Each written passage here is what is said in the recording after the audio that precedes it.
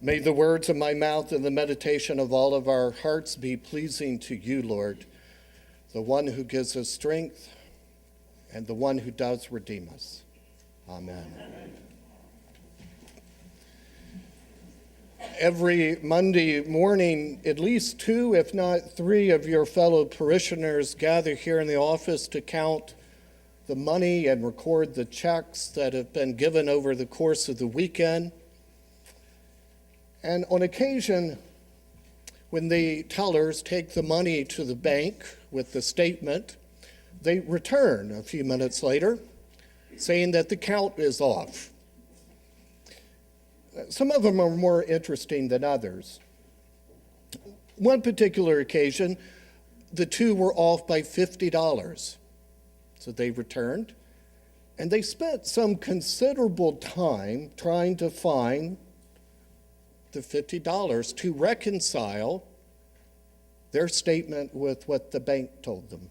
It turns out, in case you're curious, after a lot of searching, some of the bills were brand new bills, so they were stuck together, and they missed that. So that was sort of entertaining. The other one that was entertaining is they came back and they were off by 10 cents. Now, if you're like me, you just throw in a dime in the plate and call it equal, right? But our wonderful parish administrator and finance person, Michelle Ramsdale, says that is no way to reconcile a financial statement. Way back when I was in 8th grade, I took home economics, and in home ec, you learn how to write a check, and you learn how to reconcile your bank statement. I did not particularly care to reconcile the monthly bank statement. In that day, my theory was you just take whatever receipt comes out of the ATM, and that's what you got. And now we do that online. That's what we have. And I'm reminded by the financial experts that is no way to reconcile a financial statement.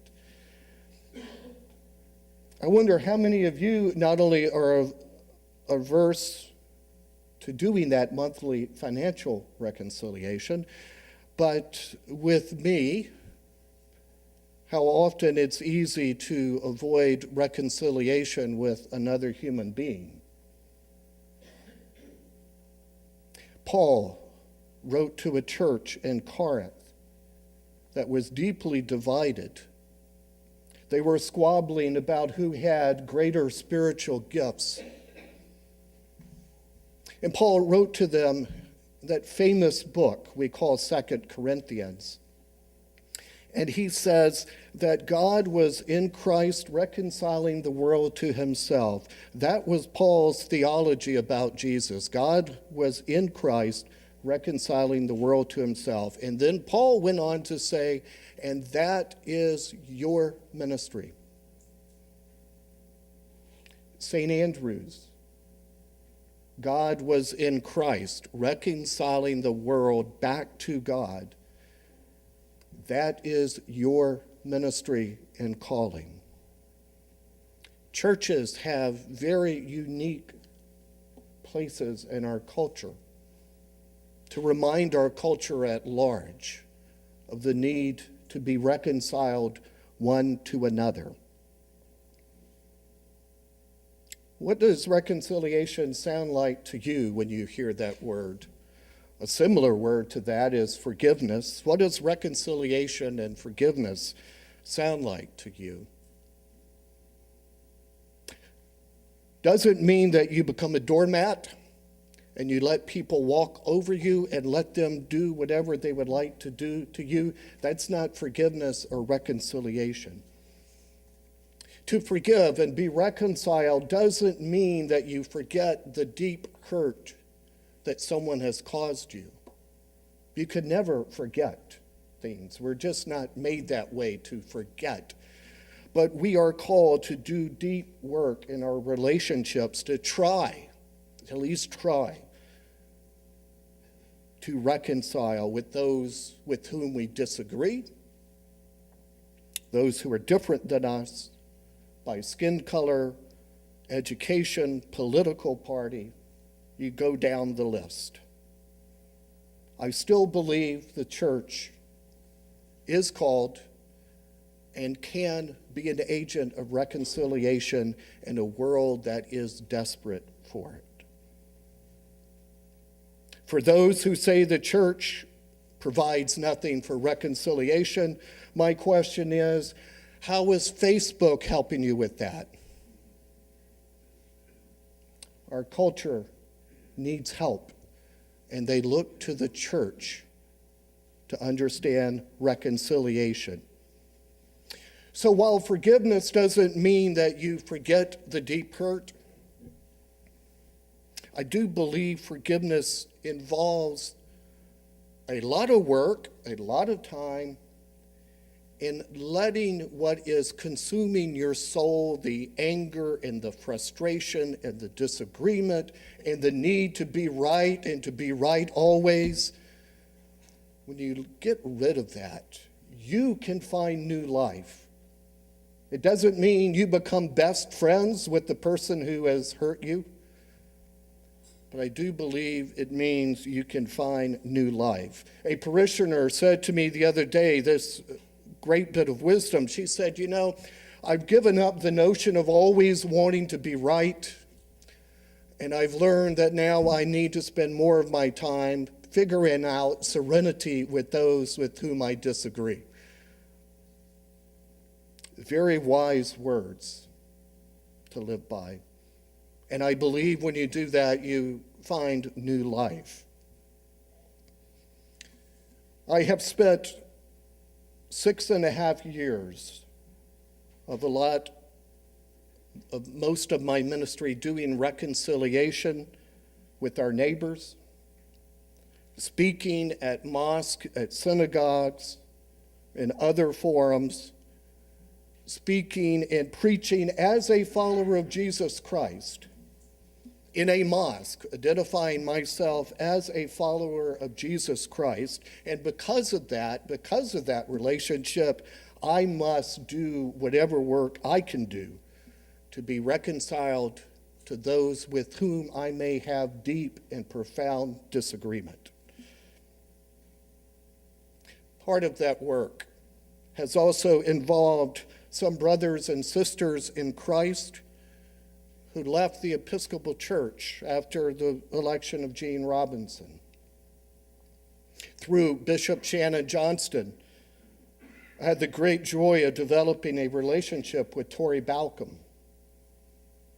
Tori Balcom, the relatively new rector to, yes, that other church, Truro. I recognize the need for continued reconciliation because you say the name Truro, and it just brings up all kinds of emotion with people. Bishop Shannon and Tori formed a wonderful friendship over the years,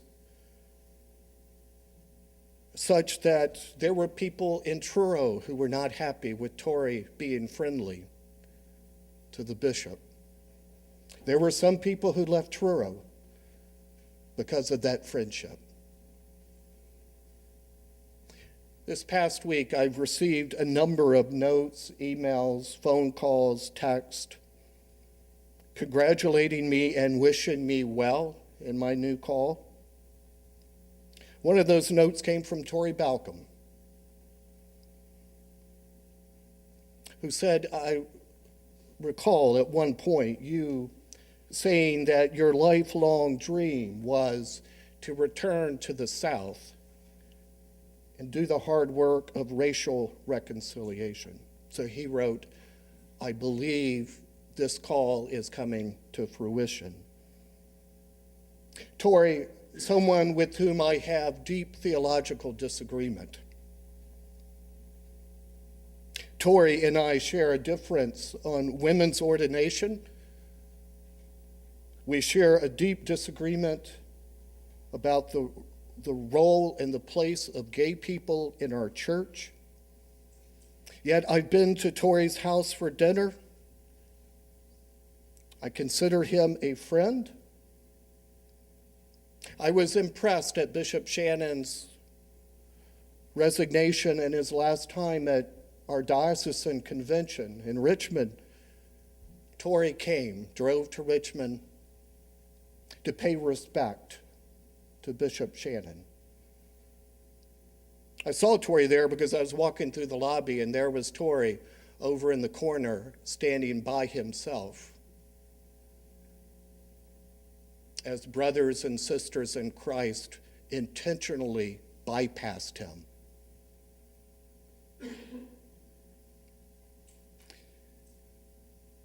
We have great work to do to be reconciled to one another. It takes time and it takes hard work. But I believe new life can be found in that work. New relationships, new friendships, even in the midst of disagreement. The Hebrew people found new life when they left Egypt. It's worth noting that when they crossed the Jordan River into this new life, into this new land, they did that without their longtime leader, Moses. And yet, when they crossed the Jordan, their first thing to do was gather as a community of faith. They gathered together as a community, and they took 12 stones and arranged them, and they declared where we are as people of God is a place where we're going to worship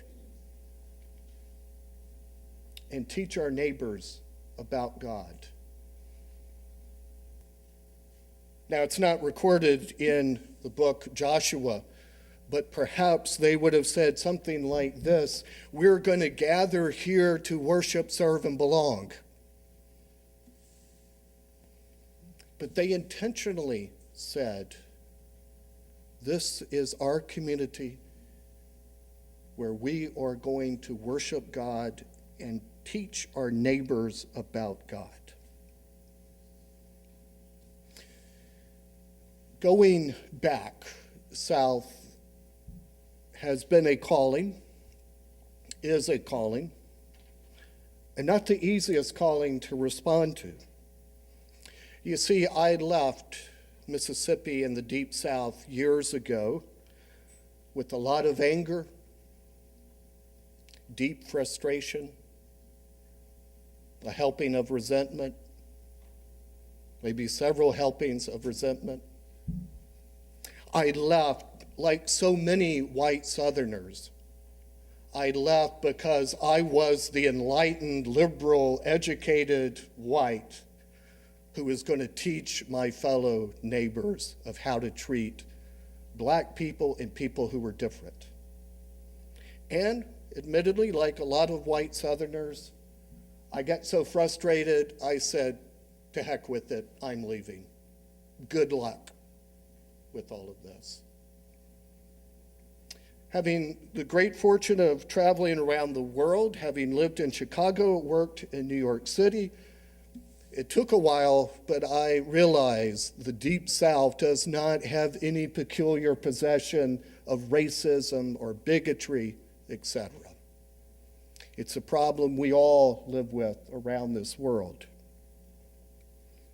Someone who has been very influential in my own life with God is a gentleman, a writer named Will Campbell. Will has since died, but I met Will years ago through the Episcopal Church when he came to speak several times in Jackson, Mississippi.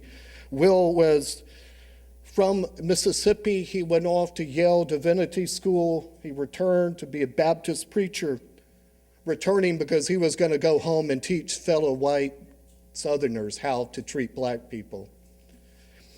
And for Will, he got so frustrated with the institutional church that he left it, writing and saying he believed the institutional church could not effectively reconcile people one to another.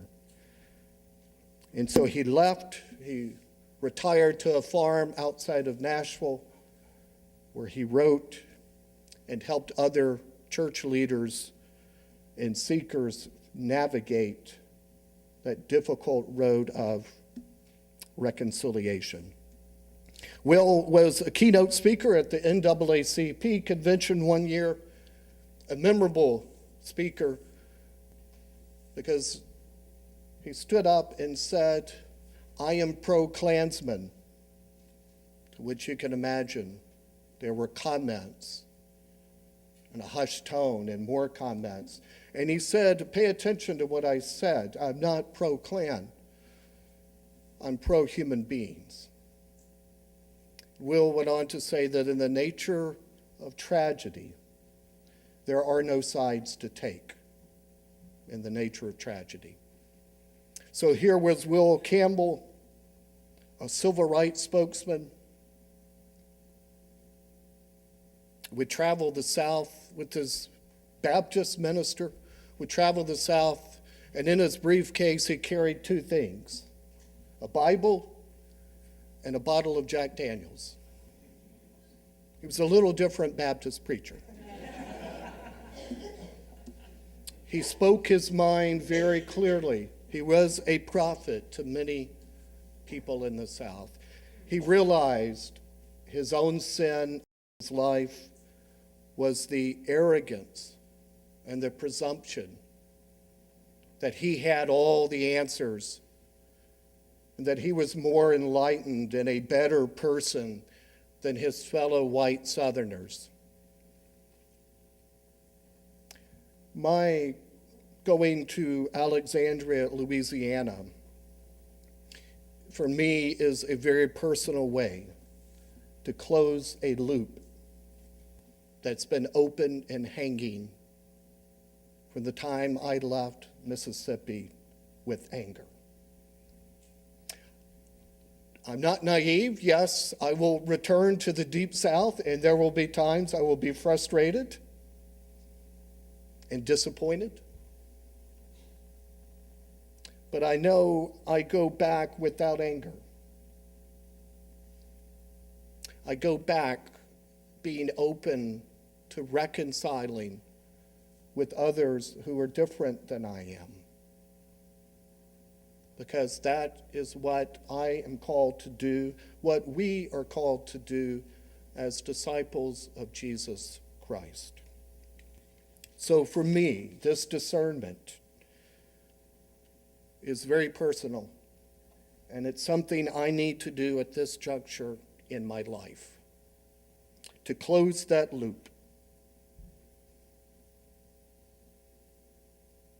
When the Hebrew people moved forward in their new life in Gilgal, they formed a worshiping community where they gave thanks to God, prayed to God, and they taught their neighbors about the love of God. So whether your 12 stones are in Alexandria, Louisiana, Burke, Virginia, or hey, Alexandria, Virginia, wherever that community is, wherever those 12 stones are gathered, remember this is our calling. From now on, we regard no one from a human point of view.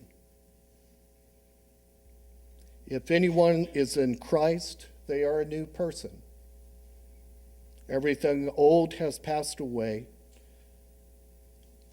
Can't you see? Everything is new. If anyone is in Christ, they're a new person. Everything old has passed away. Can't you see? Everything has become new.